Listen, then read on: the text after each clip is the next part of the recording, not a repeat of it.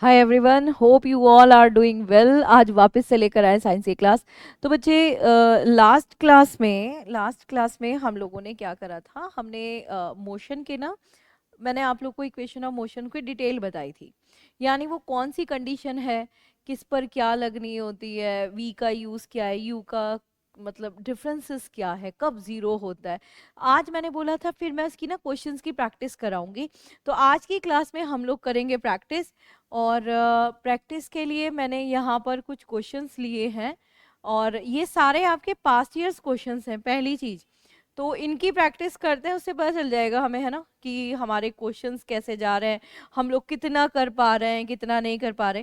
पहले ये वाला क्वेश्चन देखते हैं। हालांकि it is not belong to Newton's law of motion, but फिर भी मोशन टॉपिक का है तो वी कैन डू। इस क्वेश्चन को ना समझिए ध्यान से, क्या कहता है। क्वेश्चन कहता है the resultant force of 5 Newton and 10 Newton can not be, यानी इनमें से कौन सा नहीं हो सकता। मतलब सॉल्व करना है क्वेश्चन को कि हमारे पास एक फोर्स है 5 न्यूटन और एक फोर्स है 10 न्यूटन। तो बेसिकली बात क्या हो रही है, इन दोनों के मिलने से रिजल्टेंट फोर्स के बारे में बात हो रही है ना बेटा, रिजल्टेंट फोर्स के बारे में बात हो रही है। तो अगर मैं रिजल्टेंट फोर्स के बारे में बात करूं, इसमें से कौन सा नहीं है। तो जनरली क्या होता है, रिजल्टेंट फोर्स अगर हम इन दोनों को मिलाएं, जोड़ें, जो भी करें, तो या तो फोर्स इन दोनों का रिजल्टेंट जो है वो प्लस हो सकता है या माइनस हो सकता है। हालांकि उसकी कंडीशंस अलग होती हैं, कब प्लस होता है कब माइनस होता है। तो अगर हमने कहा कि ये प्लस हो रहा है तो भाई ये 15 आ रहा है, अगर ये माइनस हो रहा है तो ये कितना आ रहा है, 5 आ रहा है। यानी जो रिजल्टेंट फोर्स है वो इन दोनों के बीच में ही आ रहा है, या तो 5 या फिर क्या है, 15। बट अगर हम इन ऑप्शंस में जाते हैं तो 4, देखो यहाँ पर ये ऑप्शन है 4 न्यूटन, जो कि हमारा जो इनिशियल वाला था उससे भी कम है। तो इसने क्वेश्चन में क्या कहा कि वो रिजल्टेंट फोर्स जो 5 और 9 10 का नहीं हो सकता। तो दैट्स मीन जो भी रिजल्टेंट फोर्स आएगा वो 5 और 15 के बीच में आएगा, और 4 5 और 15 के बीच में नहीं आता। इसलिए ये वाला हमारा वो आंसर हो जाएगा कि 5 और 10 न्यूटन के अगर हमारे पास दो फोर्सेस हैं तो वो कौन सा फोर्स है जो इन दोनों के रिजल्टेंट फोर्स में नहीं आता। हालांकि ये वाले क्वेश्चंस भी हम लोग करेंगे, लेकिन ये प्रोजेक्टाइल मोशन में करेंगे। अभी हमने इक्वेशंस के बारे में बात करनी है। तो एक ये भी क्वेश्चन अच्छा है, इसको भी देख लीजिए। क्या कहता है क्वेश्चन, एक बॉडी है जिसका मोमेंटम कांस्टेंट है, ठीक है, तो इनमें से क्या है जो मस्ट हैव कांस्टेंट, वो भी कांस्टेंट रहे। तो हमने ना ये चारों ऑप्शंस देखे, फोर्स, वेलोसिटी, एक्सेलरेशन या ऑल ऑफ दीज। अब आप खुद सोचे, मोमेंटम का फॉर्मूला होता है P is equal to M V. अब हो सकता है आप में से किसी के माइंड में चल रहा हो हमने तो एम वी आर भी पढ़ा है ना, बट बेटे वो वाला होता है आपका एंगुलर मोमेंटम, और ये क्या है आपका only momentum, that is linear momentum. तो अगर हम कह रहे हैं ये लीनियर मोमेंटम हमारा कांस्टेंट है, तो क्या फोर्स कांस्टेंट होगा, वी सेड यस। व्हाई, क्योंकि न्यूटन के सेकंड लॉ में पढ़ा था rate of change in momentum is equal to force. यही होगा ना बच्चे। फिर बात करते हैं वेलोसिटी की। देखिए अगर मोमेंटम कांस्टेंट है तो मास तो हमेशा कांस्टेंट होता ही होता है, दैट्स मीन वेलोसिटी भी क्या होगी, कांस्टेंट ही होगी। तो यस, वेलोसिटी भी कांस्टेंट है। अगर वेलोसिटी कांस्टेंट है यानी एक फिक्स है, तो एक्सेलरेशन भी कांस्टेंट होगा या नहीं होगा। तो व्हाट वी सेड कि एक्सेलरेशन कांस्टेंट होगा। दोनों केसेस हो सकते हैं, that's why I am saying कि नहीं भी हो सकता है जीरो वाला केस को। तो the correct answer should be क्या हो जाएगा बेटा, this is all of this, right. Questions देखो कितने इजी हैं, इनको आप न्यूमेरिकल्स थोड़ी ना बोलेंगे, इनको आप क्या बोलेंगे, ये वो क्वेश्चंस हैं जो फॉर्मूला बेस्ड है। यही बात मैं आपको हमेशा बोलती आती हूँ, मैंने बहुत बार देखा एनडीए स्टूडेंट्स को लगे हुए न्यूमेरिकल्स के पीछे, बट क्या एक्चुअल में न्यूमेरिकल्स आता है, कॉन्सेप्चुअल क्वेश्चन ज्यादा आते हैं और फॉर्मूला बेस्ड क्वेश्चन ज्यादा आते हैं। अब ये देखिए, ये हमारा जो एनडीए का फ्री साइंस कोर्स चल रहा है, होप आप लोगों ने इसके लिए चैनल को सब्सक्राइब कर दिया होगा। एंड बच्चे हमारी ऑनलाइन में और भी कोर्सेज हैं सारे डिफेंस कैटेगरी के, आपके सारे कोर्सेज की डिटेल आपको मिल जाएगी हमारी अपनी ऐप पर। तो ऐप को डाउनलोड कीजिए। साथ में अगर आप हमारे ऑफलाइन बैचेस को ज्वाइन करना चाहते हो तो उसके लिए आपको हमारा इंस्टीट्यूट विजिट करना है। और साथ में हमारा सीडीएस कैटेगरी का एक न्यू कोर्स भी स्टार्ट हो रहा है। This course is not only for CDS, ये सीडीएस के लिए, ओटीए के लिए भी है, और आपके सीएपीएफ कैटेगरी के लिए भी है। 16 फरवरी से स्टार्ट हो रहा है, 6 मंथ का डिटेल कोर्स है। Swimming is possible on account of, swimming में हम लोग क्या करते हैं, हम जितना पानी हटाते हैं उतना ही हमारे पे अपथ्रस्ट फोर्स लगता है, और जितना अपथ्रस्ट फोर्स लगेगा उतना ही हम मूव करेंगे। तो एक्शन और रिएक्शन वाला है ना, ऑप्शंस को देखते हैं कि ये कौन से वाला हो गया आपका, थर्ड लॉ है ना, न्यूटन का थर्ड लॉ। इजी है ना, इजी है। फर्स्ट लॉ क्यों नहीं लिया, फर्स्ट लॉ में तो इनर्शिया के बारे में बात करता है, एंड सेकंड लॉ मोमेंटम के बारे में बात करता है, फोर्स के बारे में बात करता है। थर्ड लॉ एक्शन और रिएक्शन के बारे में बात करता है, और Newton law of gravitation that's mean talking about this force, ये तो हर बॉडी पर लगेगा, बस उसके पास क्या होना चाहिए, उसके पास मास होना चाहिए। क्या होना चाहिए बेटा, उसके पास मास होना चाहिए। अभी इस क्वेश्चन का आंसर क्या हो गया, सी, थर्ड हो गया। अब आते हैं नेक्स्ट क्वेश्चन पर। नेक्स्ट क्वेश्चन क्या कह रहा है, that's a very important terms बेटा, Newton second law gives the measure of. अब किसका मेजरमेंट करते हो आप न्यूटन के सेकंड लॉ से, स्टेटमेंट सोचो, rate of change in momentum is equal to force, यानी किसको मेजर किया आपने, फोर्स को मेजर किया। तो फोर्स जो है वो measured by the second law. लेकिन अगर आपसे क्वेश्चन पूछा जाता है कि ये फोर्स डिफाइन किससे हो रहा है, डिफाइन, तो बेटा ये डिफाइन हो रहा है बाय योर फर्स्ट लॉ। याद रहेगी बात, जो आपका फर्स्ट लॉ है वो फोर्स को भी डिफाइन करता है और इनर्शिया को भी डिफाइन करता है, बट जो फोर्स है वो बेसिकली मेजर होता है किसके थ्रू, न्यूटन सेकंड लॉ के थ्रू। वो बात समझ में आई होगी। नेक्स्ट क्वेश्चन पर बढ़ते हैं। नेक्स्ट क्वेश्चन क्या कहता है, a person sitting in a open car, open car में बैठा हुआ है और कार जो है वो कांस्टेंट स्पीड से चली जा रही है, एक समान स्पीड से चली जा रही है, और तभी उसने बैठे बैठे क्या करा, बॉल को थ्रो करा, बॉल एयर में गई और फिर नीचे आई। अब वो जब नीचे आई तो वो कहाँ होगी, outside the car, in the car, ahead the person, यानी जो पर्सन बैठा हुआ है जिसने बॉल उछाली थी उसके आगे, या उसके साइड में, या एग्जैक्टली उसके हाथ में।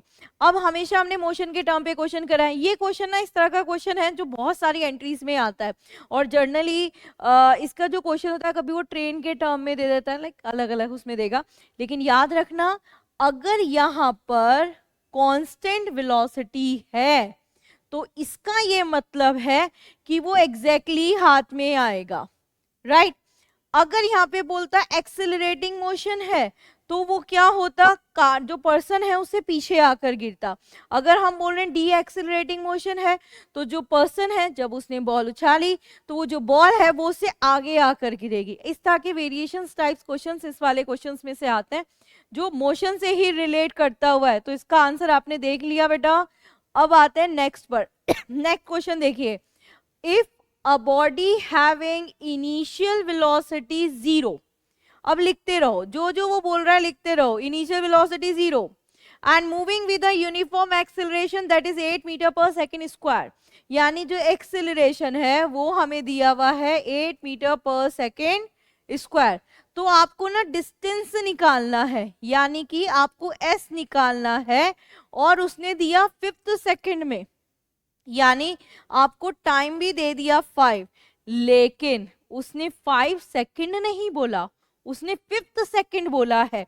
यानी टॉकिंग अबाउट, याद करो, एसएन के बारे में बात कर रहा है। रिमेंबर दैट, जब इक्वेशंस बताई थी तो फोर्थ वाली इक्वेशन थी ना बेटा, S N is equal to u plus half a 2n minus 1, यही वाली इक्वेशन लगाएंगे ना। चलिए लगाते हैं। तो u वाला टर्म तो क्या है आपका, दैट इज 0, तो मीन्स ये हो गया आपका 0, दिस इज हाफ, और आपने एक ही जगह पर लिया 8, दिस इज 8, 2n क्या होता है यहाँ पर, टाइम है जो कि 5 है, माइनस का 1, और ये आपका हो गया 4, और इनटू 10 माइनस 1 यानी कि 9, एंड 9 4 जा 36, ये 36 मीटर आ गया। यस 36 हमारे ऑप्शन में है, ए ऑप्शन में है। कहाँ मिस्टेक होने के चांसेस थे इस क्वेश्चन में, इस क्वेश्चन में मिस्टेक होने के चांसेस थे यहाँ। अगर ये 5 सेकंड बोलता तो मतलब हमें ओनली एस निकालना होता, तो हम कौन सी इक्वेशन से निकालते, फिर हम सेकंड इक्वेशन से निकालते, UT plus half A T square. तो बेसिकली क्या होता है, डायरेक्ट इक्वेशन बेस्ड क्वेश्चन था, बट हाँ क्या हुआ, इंफॉर्मेशन यहाँ पर लगाई जिसकी वजह से ये क्वेश्चन हो गया, राइट। चलिए अब बढ़ते हैं आगे। ये वाला जो क्वेश्चन है, ये वाला क्वेश्चन कि if momentum is increase by 20% तो काइनेटिक एनर्जी कितना परसेंट इंक्रीज होगी। पहले तो बच्चे ये बात सुन लीजिए कि एनडीए का ये परसेंटेज वाला जो क्वेश्चन है ये एनडीए में 5 से 6 बार आ चुका है, लेकिन मोमेंटम के रिलेशंस में नहीं, किसी भी रिलेशन में आ सकता है, किसी भी रिलेशन में आ सकता है इस तरह का क्वेश्चन। इसमें परसेंटेज एरर की टर्म्स में होता है। फटाफट से करेंगे, देखिए कैसे कर सकते हैं। सबसे पहले जब भी आप इस क्वेश्चन को करें, अच्छा पहले मैं एक बात तो बता दूं, आपको पता है यूपीएससी का मोस्ट फेवरेट रिलेशन है momentum and kinetic energy. Most favourite relation क्या होता है? P is equal to under root 2m/ke। ये याद रखिएगा, इवन एनडीए सीडीएस के एग्जाम में तो ये रिलेशन ही पूछ लिया था, तो ये याद रखना यूपीएससी का मोस्ट फेवरेट है, 2-3 बार आ चुका है। अब इस क्वेश्चन को हम कैसे करेंगे, एक एक स्टेप को समझिएगा, बहुत इजी क्वेश्चन। सबसे पहले क्या कहता है कि मोमेंटम जो था अब वो पहले से 20% इंक्रीज हो गया। कोशिश करना न्यूमेरिकल्स में शॉर्ट ट्रिक्स ना लगाएं, हो सके पूरा सॉल्व करके देखो। मुश्किल से आपके 50 में से 5 न्यूमेरिकल्स नहीं आते, 5 न्यूमेरिकल्स भी नहीं आते इंक्लूडिंग केमिस्ट्री। अब आज शॉर्टकट्स करते हैं, तो एप्लीकेशंस में शॉर्टकट्स जब हम अप्लाई करते हैं ना तो उसमें बहुत वेरिएशन होने के चांसेस होते हैं। कई बार क्या होता है, वेलोसिटी के टर्म में शॉर्टकट अलग होगा, टाइम निकालना है तो शॉर्टकट अलग होगा, डिस्टेंस निकालना है तो शॉर्टकट अलग होगा। तो कोशिश करना बहुत ज़्यादा शॉर्टकट के चक्कर में ना पड़ो। वैसे भी जीएटी के पेपर में टाइम की कोई मारामारी नहीं होती। No, I am not saying time limited नहीं होता, बट वो मैथ्स की तरह में नहीं होती। मतलब हर एक स्टूडेंट के पास टाइम लगभग बच जाता है, ऐसा कुछ नहीं होता कि है ना टाइम आपके पास कम है या नहीं। तो अभी अगर हम इसके बारे में बात कर रहे हैं तो यहाँ पर we said momentum is increase by 20%। तो व्हाट वी सेड यहाँ सॉल्व करते हैं, लेट करा मोमेंटम है पहले p, अब वो 20% इंक्रीज हो गया तो इससे चेंज हो गया, लेट करा दिस इज p डैश। तो न्यू मोमेंटम का फॉर्मूला क्या हो गया, p plus 20% of p, that's mean a new momentum. तो आपने लगाया इसको formula, this is p plus 20/100 into P, this is 5, तो p प्लस p/5 और ये हमारा निकल कर आ गया 6p/5। मतलब 20% इंक्रीज होने के बाद मोमेंटम हो गया 6p/5। डन है, राइट। अब काइनेटिक एनर्जी भी देख लेते हैं। काइनेटिक एनर्जी पहले ke थी और लेट कर अब कितनी हो गई ke डैश। अब देखो रिलेशन कैसे लगाना है, आपने पहले यहाँ पर लिखा ये formula P is equal to under root 2m/ke और इसी के अपॉन में लिख दिया P dash is equal to under root 2m/ke dash. अब आप क्या देख रहे हो, मास तो कांस्टेंट है बेटा, है ना। तो सबसे पहले क्या करो, दोनों साइड का स्क्वायर करो और स्क्वायर रूट से स्क्वायर रूट और 2m से 2m को हटा दो कंपेयर करके। तो ये आपका आ गया p square upon p dash square is equal to kinetic energy upon kinetic energy dash, right. अब इस p स्क्वायर की जगह वैल्यू लगा लो, क्योंकि आपके पास तो वैल्यू है, दैट इज 6p/5। आपने लगाई कितनी हो गई 36p स्क्वायर अपॉन 25, हो गई कि नहीं। p स्क्वायर से p स्क्वायर को हटाओ तो ओवरऑल आपका ke अपॉन ke डैश निकल के आ गया 25/36। डन है। अब एक बात बहुत ध्यान समझना, जब भी आप परसेंटेज के टर्म में निकाल रहे हो तो dash term always come upward, यानी ये जो डैश है ये ऊपर आना चाहिए। पूछ सकते हो क्यों आना चाहिए, बिल्कुल अब देखो बताती हूँ क्यों आना चाहिए। याद करो सबसे पहले हमने जब ये 11th क्लास में पढ़ा था तो ये हमारा जो परसेंटेज वाला फॉर्मूला था उसके अकॉर्डिंग बात हो कि भाई मान लो पहले लेंथ थी L1, खींच वीच कर आपने इसको कर दी L2, पूछा भाई कितना परसेंटेज का चेंजेस हुआ, तो आप कैसे लिखते हो इसको L2 minus L1 upon L1 into 100, ऐसे ही लिखते हो ना, इतना परसेंटेजेस। अब मैंने इसको अलग तरीके, क्या मैं इसको ऐसे लिख सकती हूँ L2 अपॉन L1 माइनस का 1 इंटू 100, बिल्कुल लिख सकते हैं, इसी को तो लिखना है ऐसे, है ना। तो क्या देखा 2, यानी कि जो चेंज होने वाली लेंथ है ना वो ऊपर आ गई। तो सेम ऐसे ही बेटा यहाँ क्या करेंगे कि जो डैश टर्म है ना इसको ऊपर लिखेंगे। तो अगर आप ऐसा करते हैं तो क्या होगा, ये ke डैश अपॉन ke जो है ये इक्वल हो जाएगा आपके 36/25 के, हो गया, कुछ नहीं करा, क्या करा, उठाया और सिंपल उठा के रेसिप्रोकल कर दिया। हो सकता है किसी और फॉर्मूले में जब ये आपसे पूछे तो उसमें डैश टर्म ऊपर ही आ रहा हो, अगर नहीं आ रहा तो आप रेसिप्रोकल करके कर सकते हो, क्वाइट इजी। फिर क्या करना पड़ेगा, -1 करना है, परसेंटेज में निकालना है ना भाई, तो आपने बोथ साइड करा -1, माइनस का 1 इंटू 100, क्यों करना है भाई 100? ओ ये क्या हो गया, रुकिए 1 मिनट, हाँ जी, कहाँ गया क्वेश्चन, 1 मिनट बच्चे जी, क्यों कर रहे हैं 100, दैट्स अंडरस्टूड, क्यों कर रहे हैं, क्योंकि परसेंटेज में आंसर चाहिए था ना बेटा, तो इसको फटाफट से सॉल्व करते हैं। दिस इज 36 माइनस का 25 अपॉन 25 इंटू 100, और सॉल्व करा तो ये आपका आंसर आ गया, this is 11 upon 25 into 100, this is 4 into 11, that is 44%। yes 44% हमारे ए ऑप्शन में है, और ये रहा हमारा ए ऑप्शन। कितना टाइम लगा, अगर आप इस क्वेश्चन को अपने लेवल पे भी सॉल्व करते हो, यहाँ पर तो मैं आप लोगों को बीच बीच में एक्सप्लेन कर रही थी इसलिए मेरे 2 मिनट्स से थोड़ा ज़्यादा लग गया, लेकिन अगर आप इसको अपने लेवल पे सॉल्व करते हो तो गाइज लेस देन 2 मिनट का टाइम लगेगा, लेस देन 2 मिनट का टाइम, मतलब कोई शॉर्टकट की जरूरत ही नहीं है, आप डायरेक्ट सॉल्व कीजिए, बस क्या पता होना चाहिए, आपके पास ये रिलेशन पता होना चाहिए, यानी जिन दो क्वांटिटीज के बारे में ये बात कर रहा है आपको उनका रिलेशन पता होना चाहिए। इसमें क्वेश्चन किस किस रिलेशन में आ चुका है, आपके पेंडुलम के टाइम पीरियड के फॉर्म में आ चुका है कि लेंथ में चेंजेस करा जाए तो टाइम पीरियड में कितना चेंजेस होगा, और आपका जो वो स्टैंडर्ड गैस इक्वेशन है उस पर आया हुआ है कि अगर टेम्परेचर को कांस्टेंट रखा जाए, वॉल्यूम में चेंजेस किया जाए तो प्रेशर में कितने परसेंटेज का चेंजेस होगा।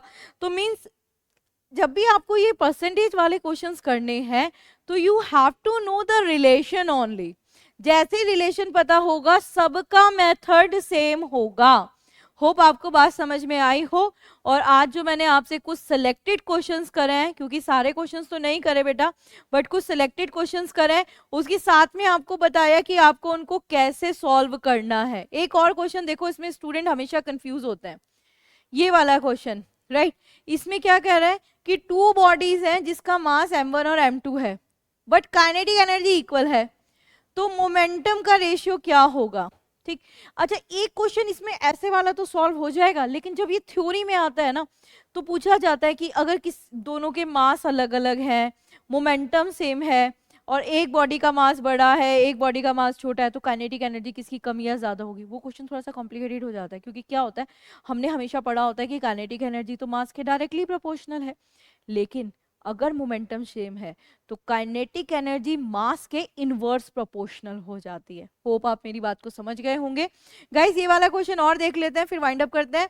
2 बॉडीज हैं, एक का मास m1 एक का मास m2, we don't no m1 m2 कौन सी बड़ी है कौन सी छोटी है।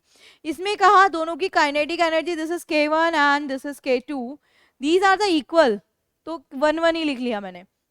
मोमेंटम का ratio, this is p1 and p2, we don't know कौन सा बड़ा है कौन सा छोटा है, बट m1 m2 का रेशियो लेना है। वापस लगाओ रिलेशन, क्या था आपका relation, p is equal to under root 2m k e1 upon p1 m1 is p2 is equal to under root 2m2 k e2।